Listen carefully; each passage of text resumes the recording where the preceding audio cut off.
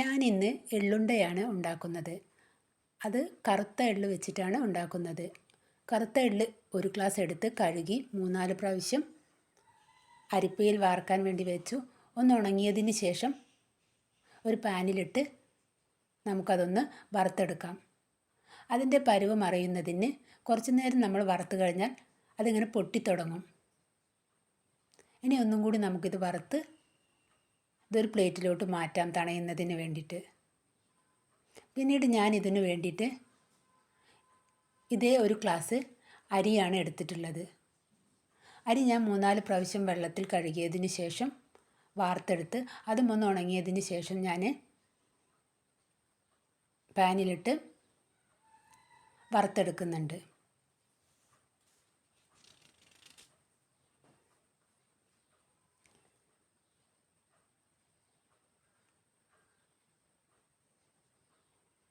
ഈ എള്ള് കഴിക്കുന്നത് നമ്മുടെ ആരോഗ്യത്തിന് വളരെയധികം നല്ലതാണ്.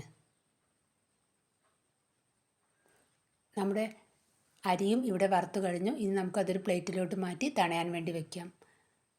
പിന്നീട് ഞാൻ ഇതിലേക്ക് 1/2 കപ്പ് തേങ്ങ ഉപയോഗിച്ചിരുന്നു. അത് നമ്മുടെ ഇഷ്ടത്തിനനുസരിച്ച് എടുക്കാം. 1/2 കപ്പ് തേങ്ങയും നമുക്കൊന്ന് വറുത്തെടുക്കാം. പിന്നീട് ഇതിലേക്ക് നമുക്ക് വേണമെങ്കിൽ കുറച്ച് കടല, പിന്നെ അണ്ടിപ്പരിപ്പ്, ബാദാം ഇതൊക്കെ വറുത്തിട്ട് നമുക്ക് ചേർക്കുന്നത് നമ്മുടെ ആരോഗ്യത്തിന് വളരെയധികം നല്ലതാണ്.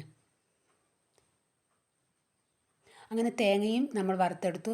ഇത് നമുക്ക് തണയുന്നതിനായി ഒരു പാത്രത്തിലോട്ട് മാറ്റാം.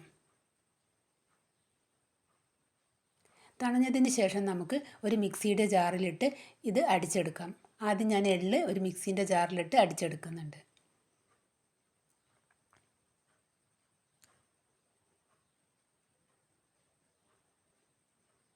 പിന്നീട് അരിയും അടിച്ചെടുക്കാം.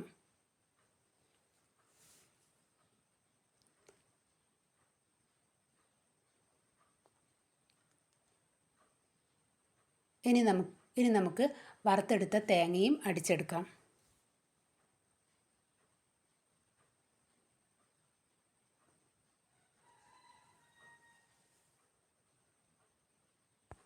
ഇത് മൂന്നും നമുക്ക് നന്നായി മിക്സ് ചെയ്യാം. നമ്മുടെ ദഹനത്തിനും ചർമ്മത്തിനും ഉറക്കം കിട്ടുന്നതിനും ഒക്കെ ഈ എള്ളുണ്ട കഴിക്കുന്നത് നല്ലതാണ്. ഇതിൽ ധാരാളം പ്രോട്ടീനും കാൽസ്യം ഒക്കെ അടങ്ങിയിട്ടുണ്ട്. നമ്മുടെ എല്ലുകളുടെ ബലത്തിനും ഒക്കെ ഇത് നല്ലതാണ്. ഇതിലേക്ക് നമുക്ക് മധുരത്തിനായി ഞാനിവിടെ 2 ആണി ശർക്കരയാണ് എടുത്തിട്ടുള്ളത്. നമ്മുടെ ഇഷ്ടത്തിനനുസരിച്ച് എടുക്കുക. അത് ഒരു 1/4 ഗ്ലാസ് വെള്ളം ഒഴിച്ച് അലിയിച്ചതിന് ശേഷം അരിച്ചെടുത്ത് നമുക്ക് ഈ മിക്സ് ചെയ്ത് വെച്ച ഇതിലേക്ക് കുറേശ്ശെ ഒഴിച്ചു കൊടുത്ത് നമുക്ക് ഉണ്ടയാക്കി എടുക്കാം.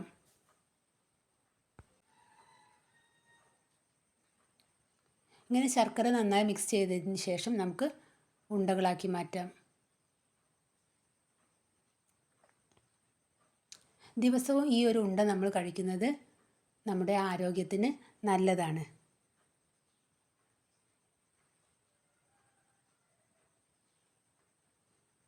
നമുക്കിതിലേക്ക് വേണമെങ്കിൽ കുഴയ്ക്കുന്ന സമയത്ത് കുറച്ച് കാരയ്ക്കും ഇട്ട് ഉണ്ടകളാക്കുന്നതിൻ്റെ കൂടെ ഇടുന്നത് വളരെയധികം നല്ലതാണ്.